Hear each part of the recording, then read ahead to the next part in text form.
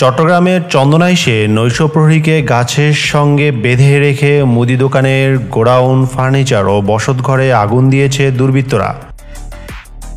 জায়গার বিরোধকে কেন্দ্র করে পরিকল্পিত অগ্নিসংযোগের অভিযোগ করেছে ক্ষতিগ্রস্ত জায়গার মালিক। তবে ঘটনায় কেউ হতাহত হয়নি। এতে ৩ কোটি টাকার চেয়ে বেশি ক্ষয়ক্ষতি হয়েছে বলে দাবি করেছেন ক্ষতিগ্রস্তরা।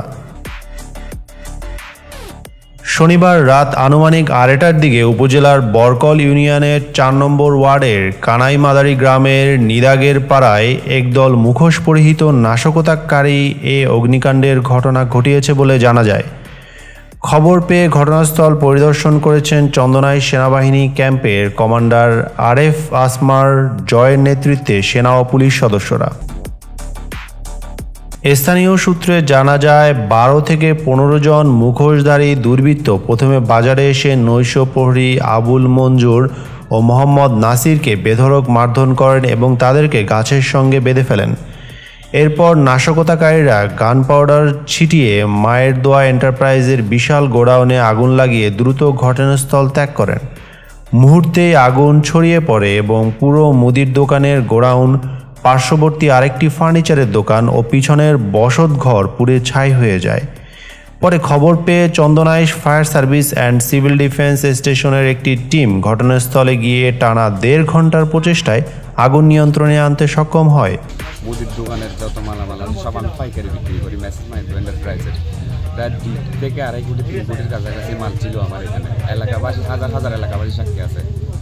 ট্রাকে এখানে মাল নামায় মাল আনলোড করি আমি। এর ভিতরে কালকে রাত্রে ৩ জন রাতে ৩টা বাজে আমার আগুন। আমি তো কক্সবাজার থেকে আসতেছি, যখন শুনতেছি আমি তখন ক্যারানিয়ার ফারেছি। ক্যারানি থেকে ফারেছি আমার ফোন দিতেছে সব চলে যেতেছে।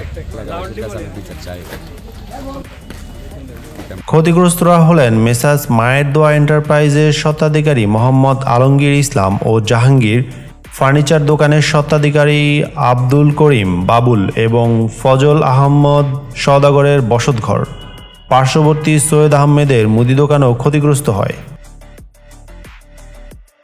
নৈশপ্রহরী আবুল মঞ্জুর ও মোহাম্মদ নাসির স্থানীয় একটি বেসরকারি হাসপাতালে চিকিৎসা শেষে বাড়িতে ফিরেছেন। নৈশপ্রহরী আবুল মঞ্জুর ও মোহাম্মদ নাসির বলেন, ১২ থেকে ১৫ জনের একটি মুখোশধারী দল প্রথমে বাজারে আসেন। এরপর তারা কিছু জিজ্ঞেস না করেই আমাদেরকে বেধড়ক মারধর করে গাছের সঙ্গে বেঁধে ফেলেন। পরে তাদের মধ্যে কয়েকজন গুদামে আগুন লাগিয়ে দেন এবং দ্রুত ঘটনাস্থল থেকে পালিয়ে যান।